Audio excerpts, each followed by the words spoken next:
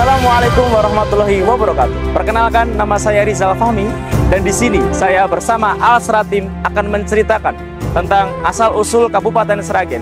Pasti Bapak dan Ibu dan masyarakat semua juga penasaran bagaimana asal-usul Kabupaten Sragen ini bisa terbentuk. Simak video ini baik-baik and let's go.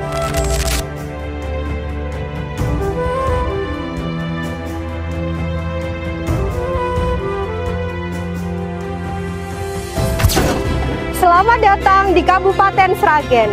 Inilah pusat kota dari Kabupaten Sragen, yaitu 0 km. Kabupaten Sragen berdiri pada tanggal 27 Mei tahun 1747 dan diresmikan menurut Peraturan Daerah Nomor 4 tahun 1987. Inilah sejarah Kabupaten Sragen.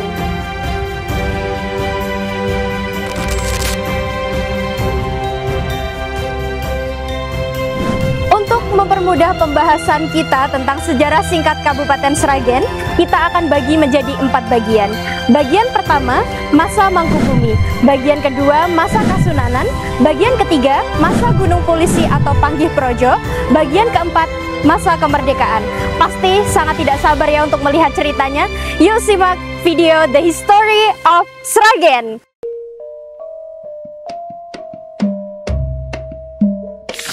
Inilah silsilah keluarga tokoh utama kita, yaitu Pangeran Mangkubumi yang berasal dari keluarga Kerajaan Mataram. Pangeran Mangkubumi merupakan anak dari Pakubuwono I dan merupakan adik dari Pakubuwono II, menurut data yang kami dapatkan dari Dinas Kabupaten Sragen.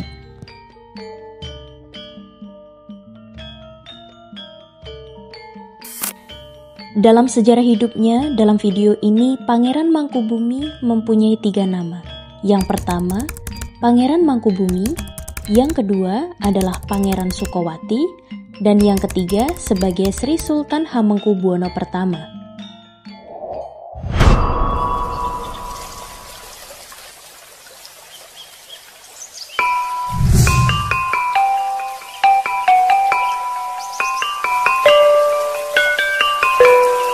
Pada zaman dahulu, Pulau Jawa dan sekitarnya merupakan kekuasaan Kerajaan Mataram yang saat itu dipimpin oleh Sultan Agung. Namun, seiring berjalannya waktu, Kerajaan Mataram mengalami kemunduran setelah wafatnya Sultan Agung. Ditambah pemberontakan oleh Trunajaya, bangsawan Madura, akibat tidak puas dengan kebijakan Amangkurat I, yaitu Raja Mataram saat itu. Setelah kejadian tersebut, dimulailah kerjasama Mataram yang diawali oleh Amangkurat II, Raja Penerus Mataram, dengan VOC Belanda yang saat itu juga merupakan kongsi dagang dari Belanda di Pulau Jawa yang memiliki kekuatan militer yang cukup kuat.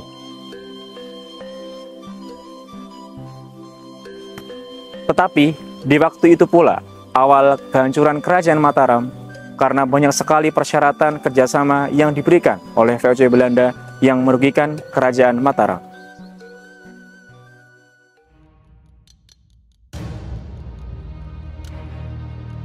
Pemerintahan Kerajaan Mataram yang dipimpin oleh Pakubuwono II masih melakukan kerjasama dengan pihak VOC. Kerjasama tersebut dipicu karena pada waktu sebelumnya terjadi peristiwa Geger Pecinan. Geger Pecinan sendiri merupakan tragedi genosida yang pada waktu itu VOC Belanda membantai 10.000 masyarakat Tionghoa yang berprofesi sebagai pedagang di Batavia, Jakarta. Geger Pecinan ini dipicu oleh krisis ekonomi dan politik yang dialami penjajah VOC Belanda, yang pada saat bersamaan juga berperang dengan kerajaan Inggris. Kemudian, masyarakat Tionghoa yang dipimpin oleh Kapitan Panjang melakukan perlawanan dan pergerakan terhadap VOC. Perlawanan ini bergerak menuju ke daerah pesisir Kerajaan Mataram yang berada di Kartasura. Perlawanan itu kemudian mendapatkan simpati dari Kerajaan Mataram yang saat itu dipimpin oleh Pakubuwono II. Dan sang raja Pakubuwono II menyatakan dukungannya terhadap perlawanan masyarakat Tionghoa dan kemudian membuat pasukan koalisi Cina Jawa untuk melawan penjajah VOC Belanda. Namun pada akhirnya Pakubuwono II secara terpaksa kemudian beralih mendukung dan bekerja sama dengan VOC karena ingin mempertahankan tahtanya sebagai raja. Tetapi keputusan Pakubuwono II yang ingkar janji dan bekerja sama dengan VOC inilah yang menimbulkan kekecewaan dan kebencian pada pasukan Cina Jawa yang saat itu berjuang bersama-sama melawan penjajah VOC Belanda. Singkat cerita, pasukan Cina Jawa berhasil merebut Keraton Kartasura yang saat itu dipimpin oleh Mas Gerendi atau Sunan Kunin yang merupakan cucu Amangkurat kelima.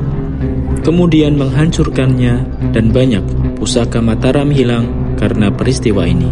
Tidak berselang lama, daerah Kartasura kemudian berhasil direbut kembali oleh Pakubuwono II dibantu dengan VOC Belanda dan kemudian membangun keraton yang baru di Surakarta. Sehingga saat itulah terjadi gerakan anti VOC dan anti Pakubuwono II.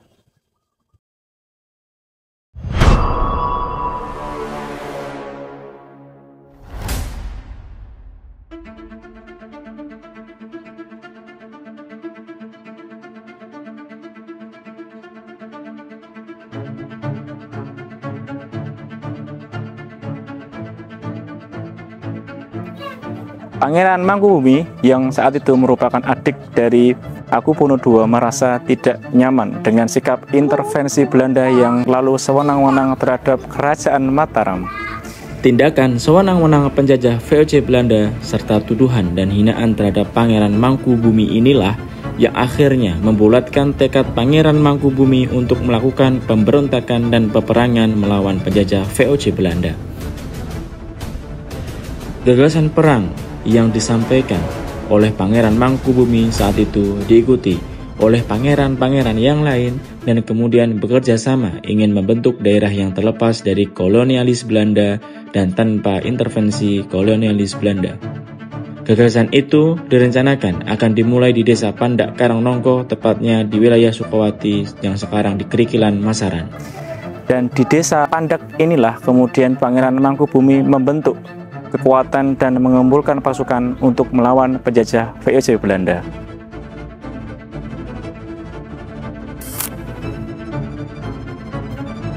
Raja Pakubuwono II awalnya tidak menyetujui dengan adanya gagasan pemberontakan dan perang dari Pangeran Mangkubumi. Dikarenakan VOC telah banyak memberikan jasa dan juga terikat kerjasama dengan Pakubuwono II. Semangat yang menggebu-gebu dan kebencian yang ditunjukkan oleh Pangeran Mangkubumi sebagai bangsawan muda terhadap VOC Belanda inilah yang akhirnya membulatkan tekad Pangeran Mangkubumi untuk lari dari kerajaan dan menyatakan perang kepada pemerintahan Belanda. Pakubuwono II sebagai kakak setelah melihat tekad dan keinginan adiknya Pangeran Mangkubumi yang ingin memerangi Belanda merasa tidak tega dan kemudian merestui niat Pangeran Mangkubumi serta memberikan bekal tombak pusaka Kanjeng Kiai Pleret. Dan dengan perbekalan uang secukupnya untuk lari dari kerajaan serta melawan penjajahan Belanda. Kemudian Pangeran Mangkubumi dan pasukannya berhasil kabur dari kerajaan dan pada akhirnya sampai di desa Pandak Karangnongko yang merupakan wilayah di Sukawati. Raden Mas Said waktu itu juga ikut berkoalisi dan bergabung dengan pamannya yaitu Pangeran Mangkubumi untuk melakukan pemberontakan melawan VOC Belanda. Desa Pandak inilah yang menjadi tempat Pangeran Mangkubumi membentuk pemerintahan dan kekuatan pertama. Dan di desa inilah kemudian memutuskan untuk mengganti namanya dari Pangeran Mangkubumi menjadi Pangeran Sukawati, sesuai dengan tempat pemerintahannya. Sejak saat itulah muncul julukan baru Pangeran Sukawati untuk menggantikan nama Pangeran Mangkubumi. Pasukan Pangeran Sukawati juga dijuluki sebagai Projo Sukawati. Pada Mei 1746 dan seterusnya, Pangeran Sukawati dan pasukannya memulai peperangannya untuk melawan penjajah VOC Belanda dan Surakarta. Kemudian setelah berjalannya waktu, menurut Pangeran Sukawati, desa Pandak Karangnongko memiliki lokasi yang kurang aman. Kemudian dipindahkan ke Goa Mangkubumi yang sekarang ada di Desa Gebang, karena pada waktu itu desa Pandak Karangnongko berada di jalan patroli tentara VOC Belanda dan Surakarta. Pangeran Sukawati kemudian memindahkan pusat pemerintahannya dari desa Pandak Karangnongko ke desa Gebang yang terletak di sebelah timur selatan desa Pandak Karangnongko. Dan mulai saat itu, Pangeran Sukawati memperluas wilayah kekuasaannya dan memperkuat pasukannya di wilayah itu. Pada tahun 1749, Pakubuwono II meninggal, kemudian diganti putranya menjadi Pakubuwono III. Pusat pemerintahan Pangeran Sukawati di Desa Gebang pada akhirnya diketahui oleh pihak VOC Belanda yang bekerja sama dengan Kasunanan Surakarta dan hendak mengadakan penyerangan ke Desa Lebak yang merupakan salah satu wilayah kekuasaan Sukawati dan dipimpin oleh Pringgalaya, yaitu patih dari Pakubuwono III. Namun, siasat untuk melakukan penyerangan itu diketahui oleh Telik Sandi Pangeran Sukawati yang selanjutnya melaporkan siasat penyerangan itu ke Pangeran Sukawati. Pada akhirnya, karena alasan keamanan dan hal yang lain, pusat pemerintahan dipindahkan di Desa Cikawal yang pada saat ini merupakan daerah di Kecamatan Tangen. Saat proses perpindahan dari Desa Gebang ke Cikawal Tangen, Pangeran Sukawati melewati padepokan yang dipimpin oleh Kiai Srenggi.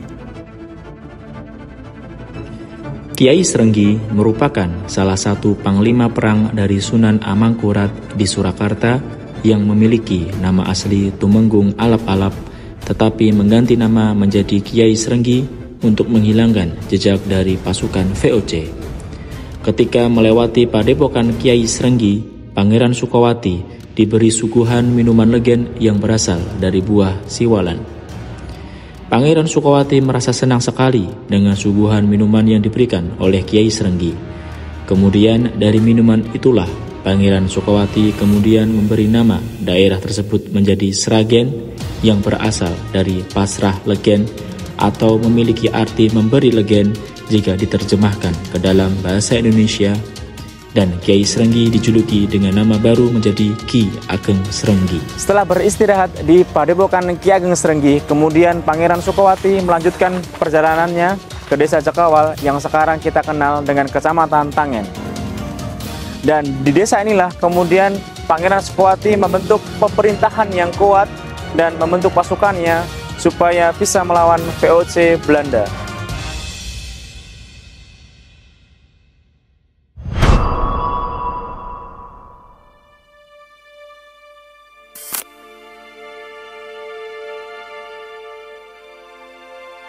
Dengan inisiatif mengubah pusat pemerintahan dari pengawasan VOC Belanda, Projo Sukawati dan daerah kekuasaan Pangeran Sukawati bertambah menjadi lebih kuat.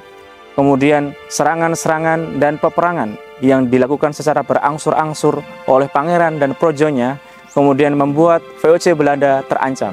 Untuk meredam konflik dan pemberontakan dari Projo Sukawati, penjajah VOC Belanda kemudian menjalankan siasat memecah belah atau sering disebut dengan divide et impera dan kemudian membungkusnya dalam Perjanjian Giyanti. Perjanjian Giyanti ini berisi memberi daerah kekuasaan kepada Pangeran Sukawati dan sebagai salah satu upaya untuk menghentikan pemberontakan yang dilakukan oleh Pangeran Sukawati. Kemudian siasat itu dijalankan dengan mengajak Pangeran Sukawati dalam perundingan tertutup di wilayah Janti pada 13 Februari 1755. Perjanjian Giyanti ini berisi memecah atau membagi Kerajaan Mataram menjadi dua bagian, yaitu Kasunanan Surakarta dan Kasultanan Yogyakarta. Pangeran Sukawati diangkat menjadi raja di Kasultanan Yogyakarta dan mulai saat itu memiliki nama baru, yaitu Sri Sultan Hamengkubuwono I. Pembagian wilayah yang tumpang tindih dan acak inilah yang sengaja dilakukan oleh VOC Belanda untuk memperpanjang konflik yang terjadi antara Kasultanan dan Kasunanan. Kemudian pada tahun 1757 atau lebih tepatnya 2 tahun setelah perjanjian Giyanti, dilaksanakanlah perjanjian Salatiga, dikarenakan masih adanya perlawanan dari Raden Mas Said terhadap VOC Belanda dan Kesultanan Yogyakarta, dikarenakan perebutan wilayah kekuasaan. Mengingat Raden Mas Said dulu juga merupakan koalisi Pangeran Mangkubumi atau Pangeran Sukowati, dalam perjanjian Salatiga itu berisi Raden Mas Said mendapatkan sebagian wilayah di Kasunanan Surakarta, yaitu Karanganyar dan Wonogiri. Wilayah itu kemudian dikenal sebagai Kadipaten Mangkunegaran. Raden Mas Said atau Pangeran Sambernyowo akhirnya ditetapkan menjadi Adipati Mangkunegara I, yang kemudian mendapatkan sebagian wilayah dari Kasunanan Surakarta, yaitu Wonogiri dan Karanganyar. Dan di sini kebetulan ada Bapak Wahab selaku juru kunci yang menjaga situs perjanjian Giyanti. Dan di sini tempat situs perjanjian Giyanti yang dulu dilaksanakan pada tanggal 13 Februari tahun 1755. Itu batu bulat itu yang dulu untuk meja waktu perjanjian dulu. Oh, gini. Batu itu, dan batu yang sebelah sini itu untuk duduk perwakilan VOC Gubernur untuk Jawa Tengah Nicholas Harting. Di sebelah sana itu Pak Kubono III, yang di sebelah sini dulu juga ada batunya. Yang di sebelah sini Gusti Mangkubumi, tapi mohon maaf batu yang sebelah sini sama sini sudah tertimbun angkat. Setiap tanggal 13 Februari itu saya adakan sama warga setempat, itu diadakan napak tilas.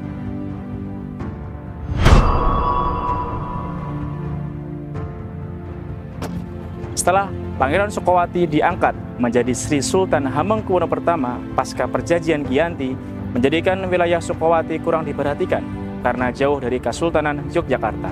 Karena wilayah Sukowati yang saat itu lokasinya sangat jauh dari pengawasan Pangeran Sukowati yang telah diangkat sebagai Sri Sultan Hamengkubuwono I, muncullah perlawanan, pemberontakan, dan ancaman dari gabungan pasukan Madiun dan Ponorogo yang dipimpin oleh Pangeran Ronggo-Madiun untuk menguasai wilayah Sukowati yang waktu itu terjadi kekosongan pemimpin. Untuk melawan pemberontakan tersebut, Raden Tumenggung Kartowiryo, salah satu dari punggawa pasukan Pangeran Sukowati, diperintahkan untuk menghentikan pemberontakan tersebut dan memimpin Projo Sukowati. Raden Tumenggung Kartowiryo kemudian berhasil menuntaskan pemberontakan tersebut dengan memukul mundur Pangeran Ronggo-Madiun. Dengan keberhasilan tersebut diangkatlah Raden Tumenggung Kartowiryo sebagai Bupati Panamping. Pada tanggal 7 September 1830 terjadi perjanjian antara Pakubuwono VII dan Hamengkubuwono V, di mana Sukowati termasuk ke dalam daerah Kasunanan Surakarta dan Gunung Kidul termasuk ke dalam daerah Kesultanan Yogyakarta. Pada saat ada pertemuan agung di Keraton Kasunanan Surakarta, KRT Kartowiryo dapat memberikan pusaka-pusaka keraton yang hilang pasca geger pecinan yang pada saat itu terjadi di wilayah Kartasura. Beberapa pusaka tersebut adalah tombak Kanjeng Kiai Lindupawon, keris Kanjeng Kiai Nogososro, dan keris puasa milik KRT Kartowiryo sendiri. Karena merasa senang telah kembalinya pusaka-pusaka lama yang telah hilang pasca geger pecinan, maka sebagai imbalan wilayah Sukowati diserahkan kembali kepada KRT Kartowiryo sebagai daerah perdikan atau wilayah bebas pajak. Pada 27 September 1830, pada masa pemerintahan Pakubuwono VII, wilayah Sukowati masuk pada daerah wilayah Kasunanan Surakarta.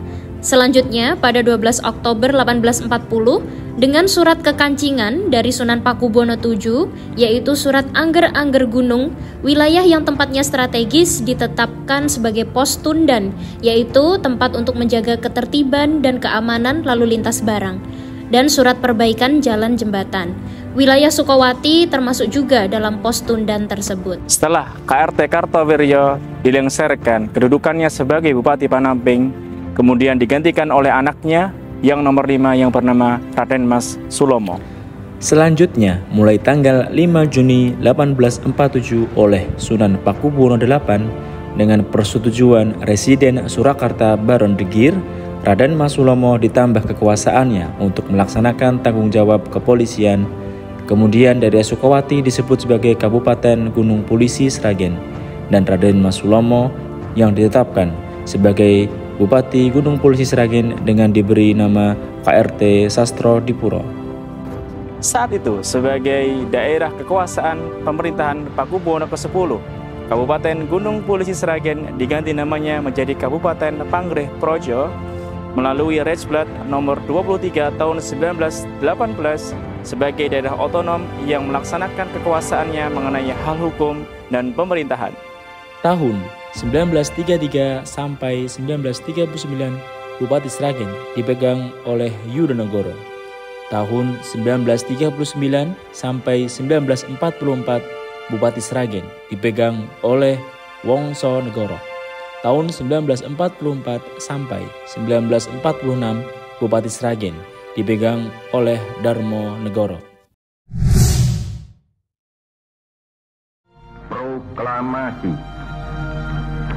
Kami, bangsa Indonesia, dengan ini menyatakan kemerdekaan Indonesia. Setelah proklamasi tahun 1945, ada gerakan masyarakat yang ingin lepas dari Kasunanan Surakarta dan bersatu dengan pemerintah Republik Indonesia. Pada 26 April 1946, sebagai pernyataan rasa persatuan dan kesetiaan kepada pemerintah Republik Indonesia, Kabupaten Pangreh Projo Sragen melepaskan diri dari ikatan pemerintahan Kasunanan Surakarta. Keinginan masyarakat tersebut kemudian dilanjutkan dengan adanya Komite Nasional Indonesia Daerah atau KNID Sragen yang terjadi pada bulan September 1945 dengan rancangan Ketua Pimpinan dipimpin oleh Mangkunegara. Wakil ketua yaitu Suhari Kusumodirjo dan anggotanya terdiri dari 25 orang, diantaranya Mloyo Pranoto, Indarjo, dan Tipto Pranoto. Keputusan Komite Nasional Daerah Sragen yang pertama, memberikan keinginan rakyat Sragen supaya bisa lepas dari ikatan peraturan Swapraja kepada Bupati Darmanegara. Yang kedua, jika Darmanegara bersedia, tetap diminta untuk menjadi Bupati Sragen. Tetapi Bupati Darmanegara waktu itu tidak menyetujui KNID Sragen dengan beberapa alasan, yaitu yang pertama, sebagai abdi dalam, beliau harus tetap setia kepada raja. Yang kedua, sikap lepas dari peraturan tadi bertentangan dengan keputusan pemerintahan kerajaan. Maka sebagai keputusannya, Bupati Darmanegara merasa lebih baik jika hanya memimpin ke Solo. Untuk menanggulangi adanya kekosongan pemimpin tadi, selanjutnya dibentuk pemerintahan daerah Kabupaten Sragen dan meminta Mangkunegara sebagai Bupati Sragen. Semenjak lepas dari perjanjian Swapraja, Kabupaten Sragen melaksanakan rapat umum di Gedung Kontrolir yang sekarang merupakan Pemda Sragen. Rapat ini dilaksanakan pada tanggal 26 April 1964 dan dihadiri oleh banyak lapisan masyarakat, dari lurah hingga organisasi perjuangan. Pada tahun 1946 sampai 1950 dipimpin oleh KMRT Mangkunegoro. Tahun 1950 sampai 1959 dipimpin oleh Raden Suprapto Dirja Saputro. Tahun 1959 sampai dengan 1967 dipimpin oleh M. Mustajab. Tahun 1967 sampai dengan 1973 dipimpin oleh Jojo Wardon. Di tahun 1973 sampai 1974 dipimpin oleh Sri Nardi. Tahun 1974 sampai 1980 dipimpin oleh Said Abbas.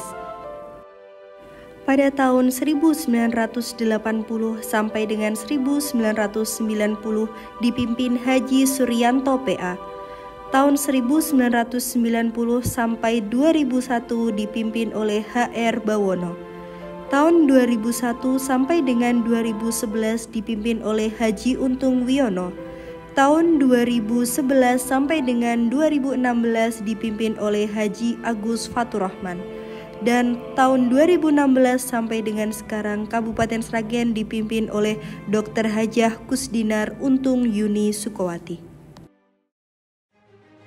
Tentu sebagai penutup, video sejarah ini mengajarkan kepada kita betapa pentingnya untuk tidak hanya memahami kronologi peristiwa masa lalu, akan tetapi juga untuk merenungkan implikasinya terhadap dunia saat ini dan masa yang akan datang.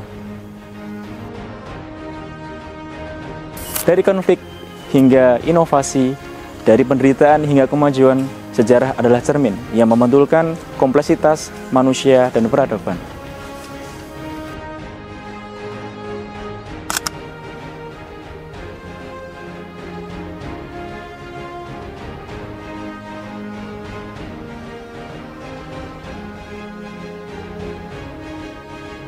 Dengan penyelusuran sejarah, kita tidak hanya mendapatkan informasi tentang asal-usul kita. Jauh lebih dari itu, kita akan menambah wawasan kita lebih mendalam mengenai ide-ide, tantangan, dan juga potensi yang mengarahkan ke masa depan kita yang belum terpetakan. Sebagai manusia, kita terhubung melalui alur waktu yang melintasi generasi dan budaya. Dan melalui pemahaman terhadap sejarah, kita mampu membangun jembatan yang mengantarkan kita pada pemahaman, toleransi, dan harapan bersama. Sejarah mengajarkan kita bahwa di balik setiap peristiwa terdapat pelajaran yang berharga, dan tugas kita adalah merenunginya dengan bijak untuk melangkah maju melintasi zaman. Sejarah bukan hanya kumpulan fakta-fakta kering, sejarah berisi kisah hidup yang penuh warna, penuh makna, dan emosi. Baik, saya Rizal Fahmi dan Al-Sratim pamit. Wassalamualaikum warahmatullahi wabarakatuh.